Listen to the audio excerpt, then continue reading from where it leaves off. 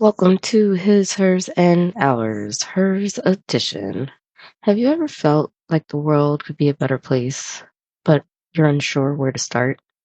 You're not alone. I believe that even one person can make a difference. This podcast is about awakening and empowering ourselves to build a stronger future for our communities. I know what it's like to juggle a lot. As a single mom, I work multiple jobs to make ends meet. As a wife and mother, I went to college and got my bachelor's degree in information technology. But those challenges taught me invaluable lessons about resilience and resourcefulness.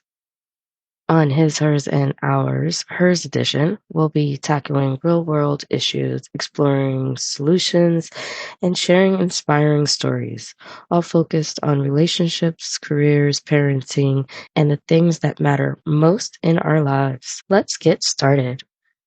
I want to touch on missed opportunities. There are many times when I'm in the shower or driving to work or doing random things like the rare workout.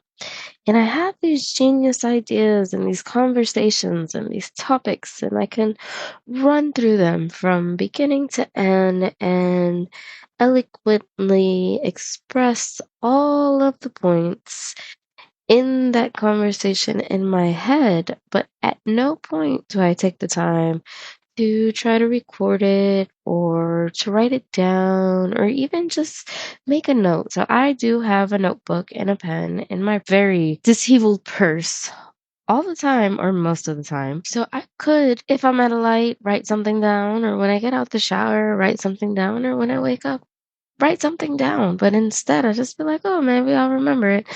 And then I don't. I move on. And it's just a missed opportunity. So, how many times do we miss a chance or an opportunity just because we don't make the extra effort? And we can't blame anyone else. We can't say it's life's fault or I was in the middle of something. It's a choice that we made to not take the 10 seconds, the 30 seconds, the minute and a half that it was going to take for us to just jot down or do whatever it is that we needed to do.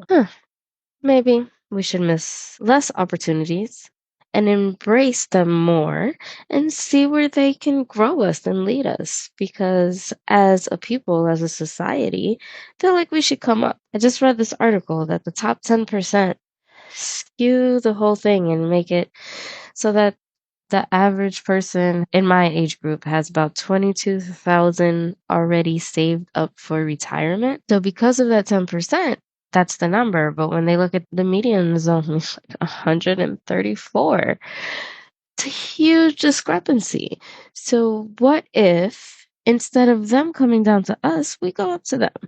And I'm not talking about the few additional 10% that have made it rich because of the internet and the opportunities that are out there or investing in Bitcoin. I'm talking about us regular folks, the one who didn't jump on that bandwagon, who don't feel like we have that risk tolerance, and who are not fully in belief that we can achieve that. It honestly amazes me sometimes that when I was growing up, I thought $50,000 a year was so much money. Parents work so hard.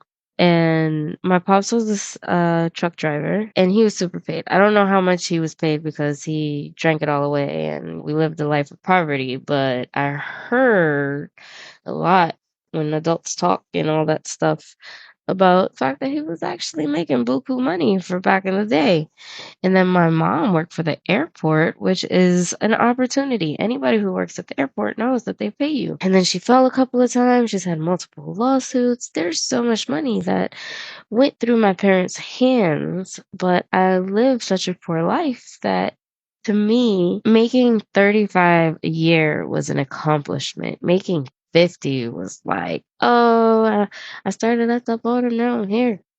And it was nothing like that because what can you really do with $50,000, especially with inflation? It's a shame. $50,000 a year for one person Maybe as a single, you can make it. But the price of rent and electricity and the cost of food, it's like they want everybody to shack up in an apartment and live quote unquote like a Mexican so that they can survive and the economy can grow. The economy, the United States, this big business that we pay taxes into, needs as many people to pay into it as possible so that it can continue to function. And it's this cycle that keeps going, and a lot of people do not fully prepare for the later years in life and end up having to work in their 60s and 70s and 80s and 90s,